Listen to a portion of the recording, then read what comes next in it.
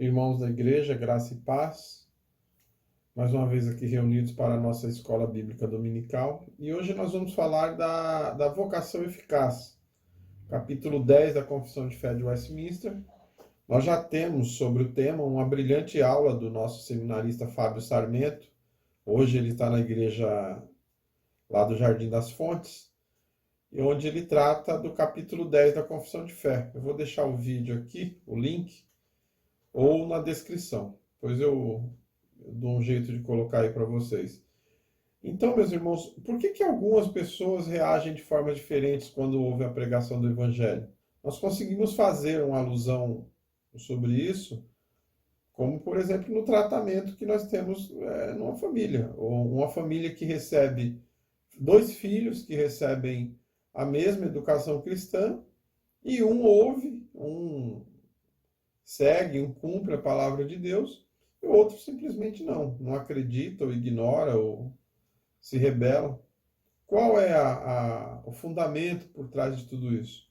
Nós podemos, na nossa limitação, encontrar explicações justamente dentro da teoria do chamado eficaz.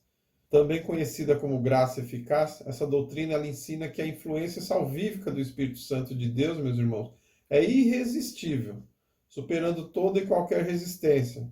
Ou seja, quando Deus age no seu coração, não há como resistir. O conceito ele é tão simples, mas ao mesmo tempo tão misterioso aos nossos pequenos corações, porque Deus, em toda a sua soberania, quando ele visa salvar alguém, o indivíduo não tem como resistir a essa graça.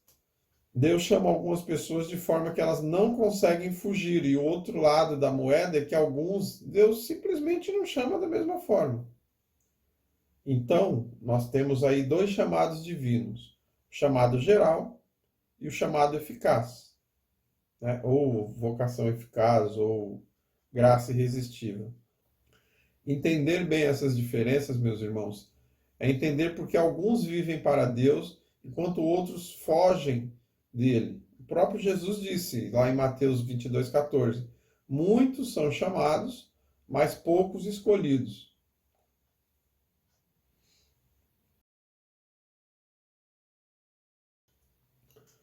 Pois bem, continuando a nossa explicação, o primeiro conceito que nós temos acerca do chamado é o chamado geral. E o que é o chamado geral? Deus estabeleceu que o método como ele chegaria às pessoas seria a pregação através da palavra. Isso você encontra lá em Romanos, Romanos 10, 17 e 1 Coríntios, capítulo 1, verso 21. Portanto, meus irmãos, a pregação do Evangelho é a primeira coisa que precisamos analisar antes de falar dos outros aspectos da salvação. Jesus ele nos ordenou que pregássemos o Evangelho a toda criatura. Porém, qual é a questão que surge aí? De que maneira o Evangelho deve ser pregado? Né? E quais são os resultados dessa proclamação, dessa pregação do Evangelho? De que maneira o Evangelho deve ser pregado e quais serão os resultados dessa pregação, dessa proclamação do Evangelho? Uma outra questão que nós precisamos verificar é a seguinte: se acreditarmos que Deus tem os escolhidos antes da fundação do mundo, que é a doutrina da eleição, ora, por que eu haveria de pregar o Evangelho? Qual é a razão? E uma terceira situação ou seja, se as igrejas de tradição reformada como a nossa, elas insistem que Jesus morreu apenas pelo seu povo, qual é a base para essa salvação, então, a todas as pessoas sem distinção? E nós vamos ver também essa passagem daqui a pouco. Então, nossa aula hoje ela vai abordar, dentro do chamado geral, 4 temas, que é o método, o conteúdo, o alvo desse chamado e a intenção desse chamado geral, que é o chamado do Evangelho.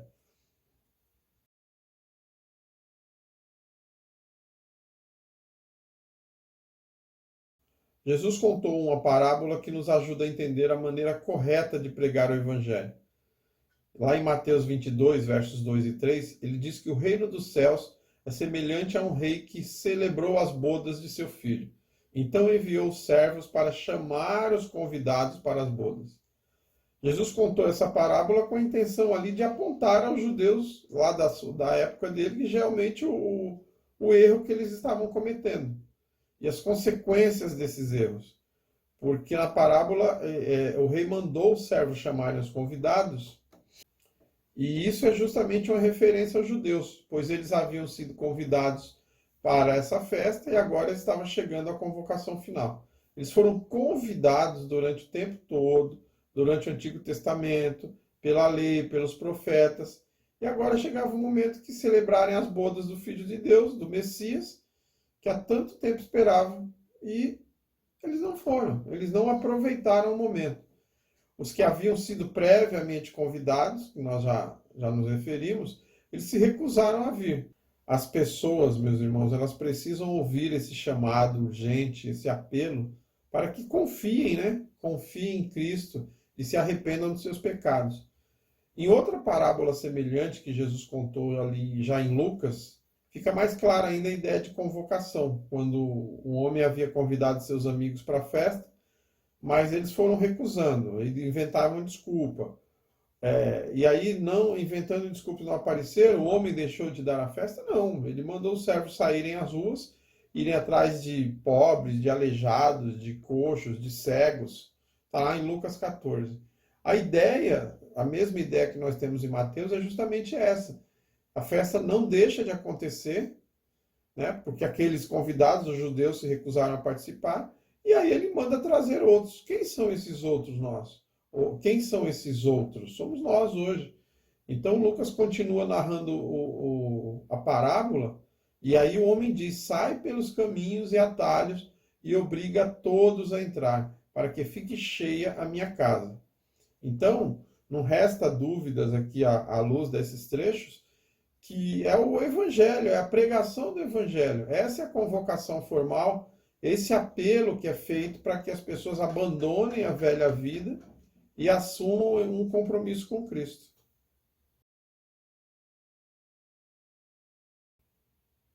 E qual deve ser o conteúdo da pregação do evangelho? Em outro trecho de Mateus, Jesus dá a ordem que os discípulos deveriam ir para o mundo e fazer outros discípulos.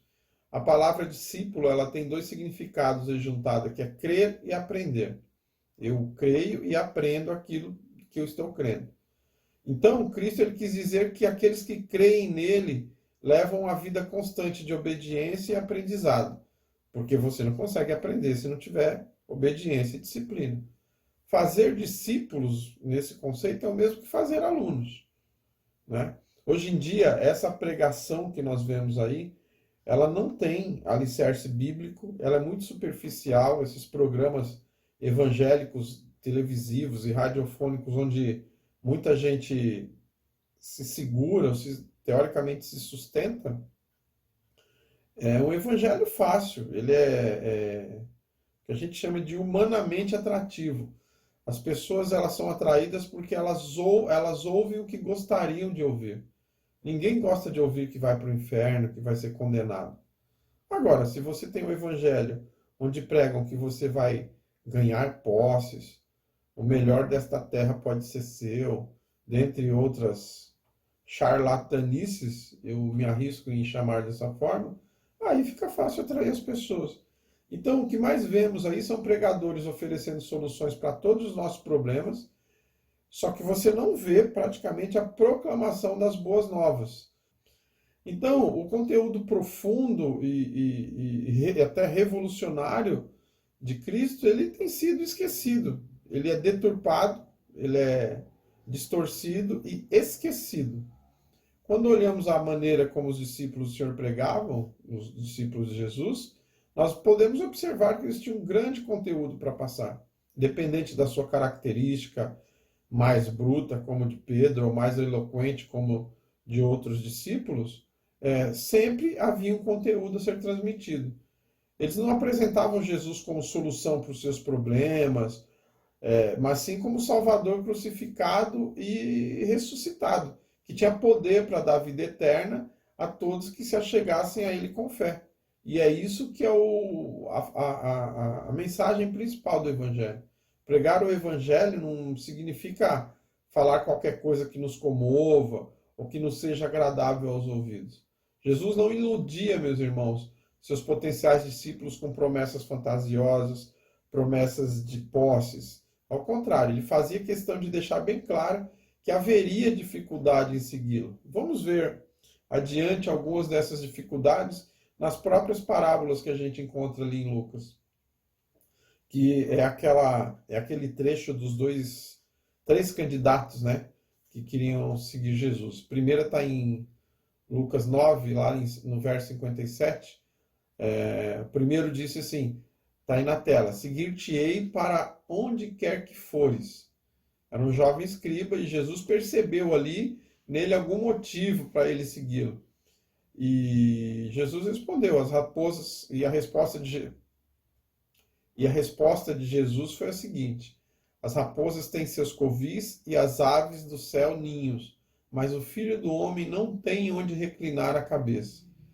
Era como se ele dissesse: pensa bem, andar comigo não significa estar livre de dificuldade e que vai ser tudo certinho. Ao contrário, você muitas vezes vai ter que dormir ao relento, vai se privar de conforto, e talvez nem lar você tenha.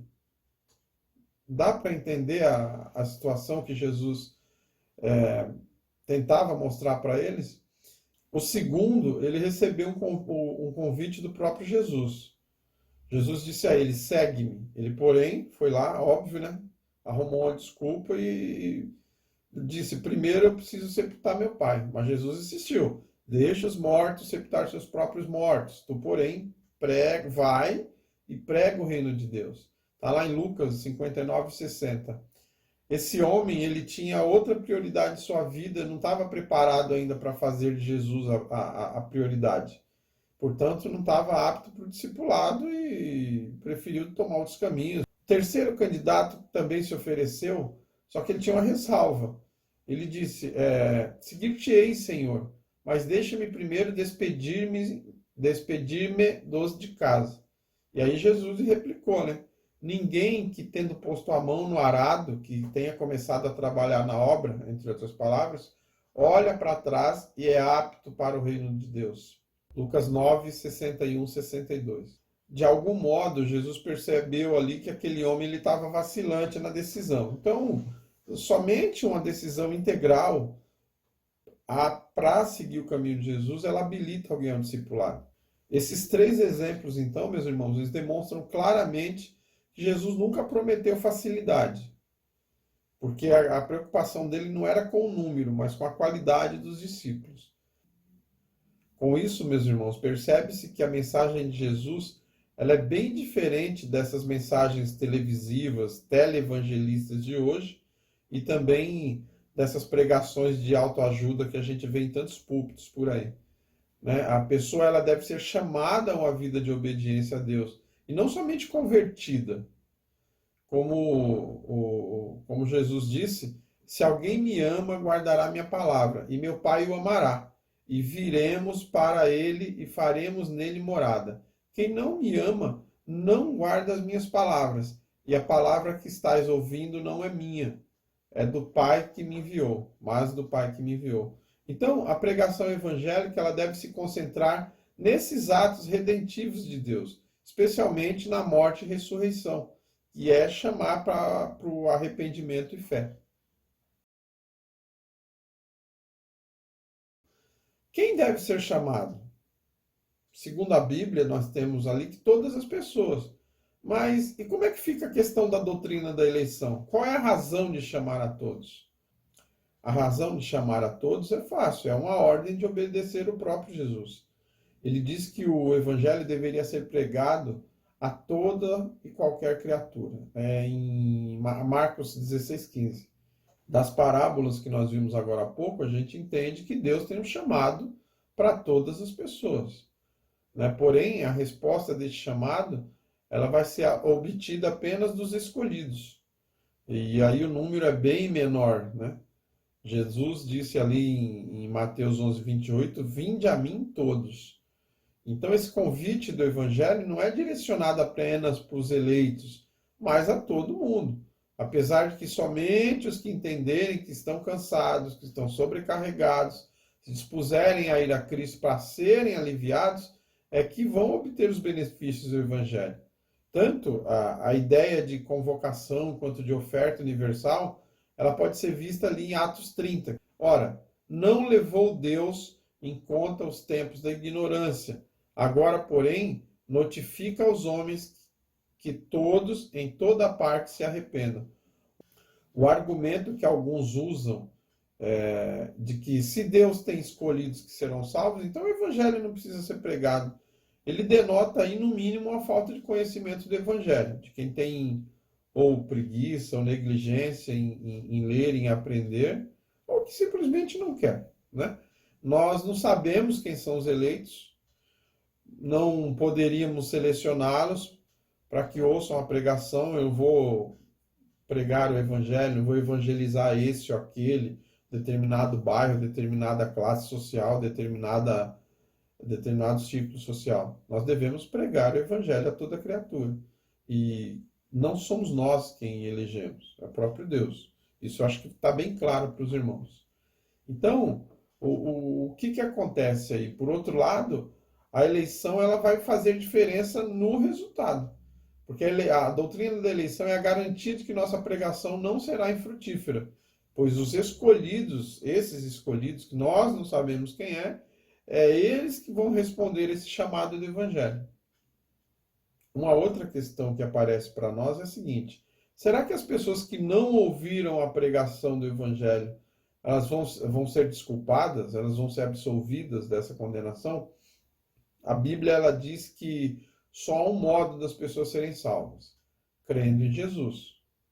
Pedro foi claro ali em Atos, no sermão dele. Ele diz o seguinte: e não há salvação em nenhum outro, porque abaixo do céu não existe nenhum outro nome dado entre os homens pelo qual importa que sejamos salvos. Paulo também fala que mesmo as pessoas que não conhecem a palavra de Deus possuem uma lei gravada dentro delas. Além disso, está escrito ali em Romanos 1, 18 a 20, Deus tem se revelado pela natureza através das coisas criadas, tornando os homens indesculpáveis. Ou seja, mesmo quem não conhece, teoricamente, a palavra de Deus, pela própria revelação da natureza, ele se torna conhecido. Então, não há desculpa para não conhecer ou não acreditar em Deus diante da majestade da criação.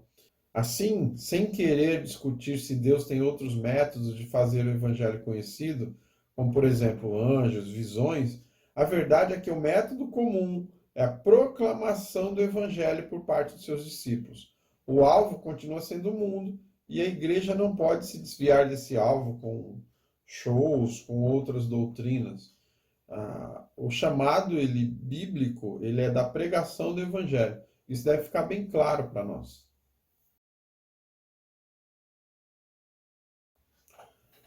A intenção. Os críticos da doutrina da predestinação, eles questionam justamente isso. Se existe a predestinação, então a oferta do evangelho pelo Espírito Santo, ela não é sincera. Por que Deus convidaria dessa forma, então, para a salvação alguém que ele não escolheu? Esse chamado de Deus, por que seria oferecido? E só que a Escritura ela nos ensina que não crer no Evangelho acarreta em condenação. É o que está em Mateus 11, do 21 ao 24, e em Hebreus 10, 29. Deus não precisa encontrar motivos para condenar os homens. Esse é o problema, que os homens não entendem. Ele não precisa, a gente já tem de sobra. Então, Paulo fala em 2 Coríntios 5:20, do seu papel de embaixador, né? De sorte que somos embaixadores em nome de Cristo, como se Deus exortasse por todo intermédio, em nome de Cristo, pois rogamos que vos reconcilieis com Deus. Qual é o papel do embaixador aí, conforme Paulo fala? É representar o seu chefe de Estado no país onde ele se encontra. Naquele país, o embaixador é voz do presidente, do primeiro-ministro ou do rei. Quando o embaixador se dirige a alguém, ele está falando como se representasse a vontade desse soberano. Em 2 Pedro 3,9, há uma resposta a essas pessoas que diziam que Cristo estava demorando e que não estava cumprindo a sua promessa de voltar logo. Pedro diz o seguinte: não retarda o Senhor a sua promessa, como alguns a julgam demorada. Pelo contrário, ele é longânimo para convosco, não querendo que nenhum pereça, senão que todos cheguem ao arrependimento. Jesus ele deixou bem claro aí que o desejo divino de salvar as pessoas, mesmo as não eleitas. Jesus deixou bem claro o desejo divino de salvar as pessoas, mesmo as não eleitas. Momentos antes de sua paixão, ele lamentou ali sobre Jerusalém. Está lá em Mateus 23, 37, né? Jerusalém, Jerusalém, que mata os profetas e apedreja os que te foram enviados. Quantas vezes quis eu reunir os teus filhos, como a galinha junta os seus pintinhos debaixo das asas, e vós não o quisestes. Então, não era o Senhor que não desejava a salvação do povo, era o próprio povo de Jerusalém, e Jesus lamentou sinceramente essa rejeição. Ele foi rejeitado por seu próprio povo. Deus declarou ainda no Antigo Testamento a respeito do caminho errado que o povo de Israel estava tomando ao rejeitar a oferta de salvação. Dize-lhes, está lá em Ezequiel 33:11. Dize-lhes: tão certo como eu vivo, diz o Senhor Deus, não tenho prazer na morte do perverso, mas em que o perverso se converta do seu caminho e viva. Convertei-vos, convertei-vos dos vossos maus caminhos, porque há vez de morrer, ó casa de Israel. Esses são os 4 pontos do chamado geral.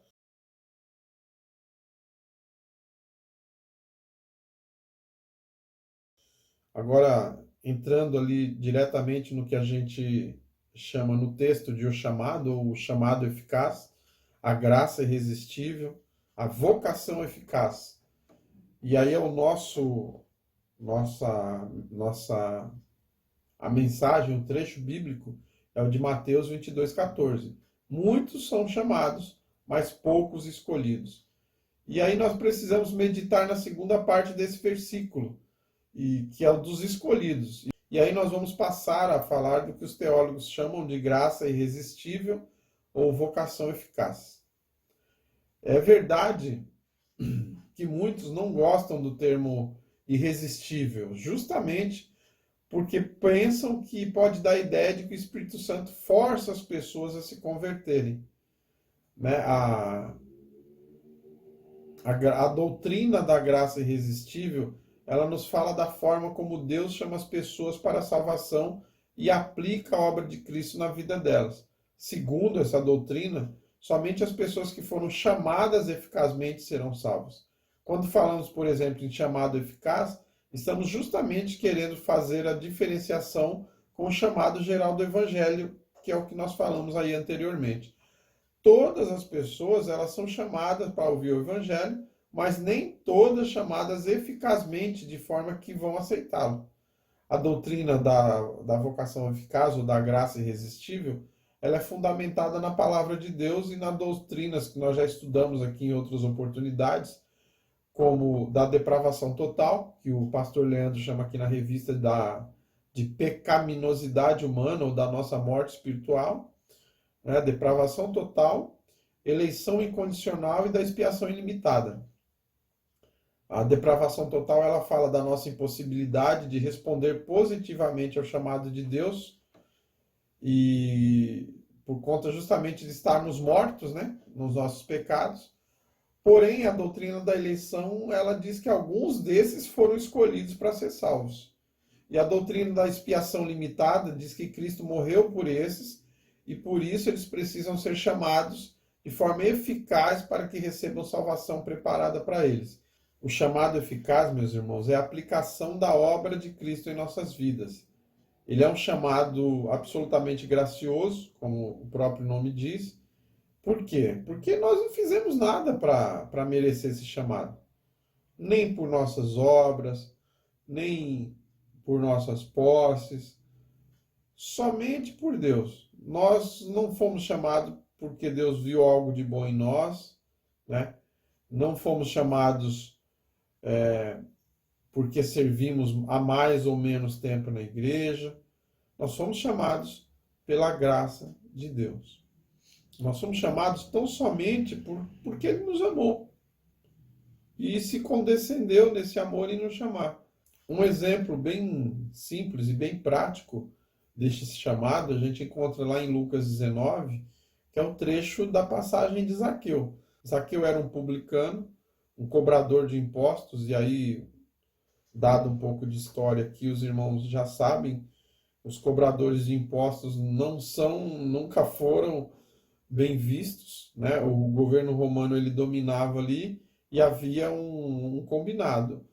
Eles cobravam o devido. Se cobrassem um pouco a mais, eles poderiam ficar com essa diferença, desde que repassassem a Roma o que Roma determinava. Como é que Zaqueu começou a se interessar por Jesus? Porque ele queria?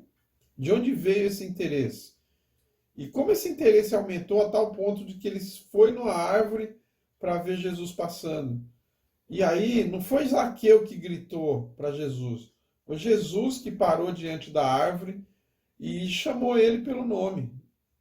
Não tem exemplo mais prático do que esse chamado. Entretanto, não foi Zaqueu quem se ofereceu a Jesus, mas foi Jesus quem parou diante da árvore e chamou Zaqueu. E não só chamou, Jesus disse: Me convém ficar em tua casa. Isso é um chamado eficaz. Jesus trabalhou ali na vida de Zaqueu. Entretanto, irmãos, não foi Zaqueu quem se achegou a Jesus, foi Jesus quem parou diante da árvore e chamou Zaqueu, né, pelo nome. O Espírito Santo ele trabalhou na vida de Zaqueu, convenceu ele a receber Cristo, e quem fez a decisão de receber Cristo em sua casa foi o próprio Zaqueu. Mas ele não conseguiria se o Espírito Santo não tivesse trabalhado em sua vida. E se Jesus não chamasse eficazmente. Algumas pessoas elas são contra a doutrina da graça irresistível, da vocação eficaz, porque elas entendem que o Espírito Santo, agindo dessa forma, ele violenta a vontade da pessoa quando faz esse chamado, né? O que eles não entendem é que não é uma violação da vontade, isso é uma persuasão da vontade. Por natureza, é óbvio que a gente não tem disposição para aceitar a salvação. O homem, por sua própria natureza pecadora, pelo contrário, ele se rebela contra Deus, ele age contra a vontade de Deus. A nossa vontade ela é contrária à vontade de Deus, naturalmente, por conta da queda, por conta da nossa morte espiritual. O pecado que habita em nós, ele impede de tomarmos uma decisão de seguir a Deus e nos faz tomar decisões pecaminosas. Essa é a questão. E quando o Espírito Santo ele desce e age sobre nós, ele coloca em nós novos objetivos, muda nossa disposição íntima para que voltemos a seguir a Deus. E negar ou aceitar a Cristo são decisões nossas. A diferença é que uma é sobre a influência da carne, a de negar a Cristo, e a influência do Espírito é a influência de aceitar a Cristo, que é o chamado eficaz. O Espírito Santo ele estava trabalhando na vida de Zaqueu mesmo antes dele conhecer a Jesus, né? E a obra do Espírito Santo se completou na vida dele quando ele ouviu Jesus chamado pelo nome. Naquele momento, a vontade de Zaqueu foi mudada e ele ali foi persuadido a descer da árvore, receber Jesus em sua casa. Em João 6,44, Jesus disse: Ninguém pode vir a mim se o Pai que me enviou não o trouxer. Então é somente quando a graça de Deus vem junto com a pregação da palavra que nossa indisposição para seguir o evangelho ela é removida. Quando Zaqueu saiu naquela manhã, determinado a ver quem era esse Jesus que tanto falavam, ele não imaginava o que aconteceria ali na sua vida. Ele não imaginava que horas mais tarde seria uma pessoa completamente diferente. Praticamente todo mundo foi tomado de surpresa aquele dia, pois todos devem ter espantado quando Jesus disse: Hoje me convém ficar em tua casa. A casa de Zaqueu não era uma casa comum, era a casa de um rico cobrador de impostos. Então você já imagina ali quantas pessoas teriam sido exploradas ali dentro, quantos banquetes imorais haviam sido dados pelo anfitrião. Mas Jesus estava decidido a entrar naquele lugar e ele não daria apenas uma passadinha, pois disse: Hoje me convém ficar em tua casa. Espiritualmente, Jesus nunca mais sairia de lá. E é isso que nós devemos fazer: trazer Jesus para a nossa casa e mantê-lo junto conosco. O texto diz ainda ali no verso 8: Entre mentes, Zaqueu se levantou e disse ao Senhor: Senhor, resolvo dar aos pobres a metade dos meus bens, e se em alguma coisa tenho defraudado alguém, restituo 4 vezes mais. E qual é o sentido desse trecho? De que Deus tem muitos meios para chamar eficazmente uma pessoa. Ele é o único que pode trazer as pessoas até Jesus e não falha em sua tarefa, como está lá em João 6,44. Essa mudança de Zaqueu, inclusive no seu comportamento como publicano, também foi influência do chamado eficaz. É a parte onde nós conseguimos enxergar essa mudança, que é na nossa mudança de comportamento, na nossa alteração de comportamento. Então, essa obra da graça é a vocação eficaz. O que nós devemos entender, meus irmãos, é que há muitos tipos de pregação, mas somente a pregação que vem acompanhada pela graça irresistível é a que leva as pessoas a uma verdadeira decisão por Cristo. Somente o chamado eficaz, feito pelo Espírito Santo, é o que nos leva de volta até a Cristo.